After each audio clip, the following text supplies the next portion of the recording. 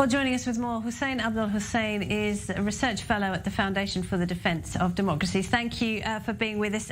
Clearly the most important thing is that international aid, wherever it comes from, gets to the people who need it the most. But what about the political implications of this? As we heard in that report, Egypt's president calling Bashar al-Assad for the first time in years. There was already this move to rehabilitate the Syrian leader. Do you think he will profit from this? I don't think he will. I think, first of all, let's say that if we want to send aid to the Syrian people, we can send it without going through the Syrian government. The international community knows how to handle this. The UN can handle humanitarian corridors. Such humanitarian corridors were bombed by Russian and Syrian forces in the past. But if the Syrian government allows for the UN and international humanitarian organizations to work, they can do it without any need for the Syrian government. Now, talking about Assad, I think they can call him, they can talk to him, they can send him aid all they want.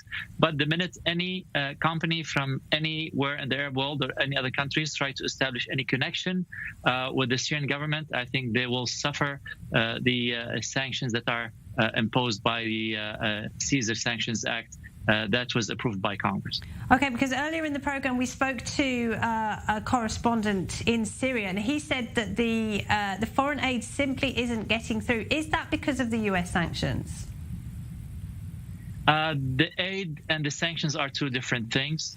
The reason why the aid isn't going through is because the Syrian government insists that before they get any aid, that they have to establish connection with the donor authorities, which doesn't have to be the case.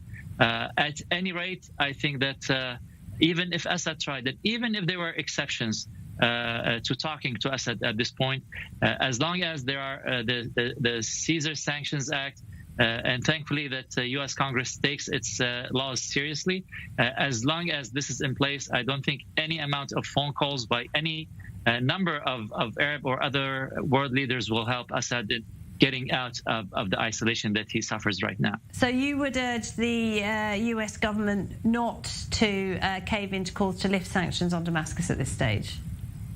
Absolutely not. And I would urge the U.S. government to continue supporting the Syrian non-governmental organizations, the international humanitarian organizations. All these can help, and they can push as much as they can this kind of help to the Syrian territories. Now, mind you, even if the Assad regime and the Assad government get any aid, there's no guarantee that this aid will make it to the victims of the earthquake because of the amount of corruption that has riddled the Assad regime for all these years.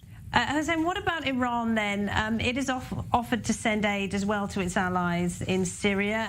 Will Tehran profit from the ongoing chaos in Syria and also in Turkey? Regimes like the Iranian regime are designed to profit from chaos. I don't think they will profit immediately and instantly, but what will happen is that a few weeks from now, when the global attention goes away, you will see RGC operatives trying to recruit in these areas. They will try to reach out to all these people who found themselves on the street. This will be a very fertile ground for these pro-Iran terrorist militias to recruit fighters and to recruit all kinds of networks that they can use at a later date. Hussein Abdul Hussein at the FDD, thank you. Thank you.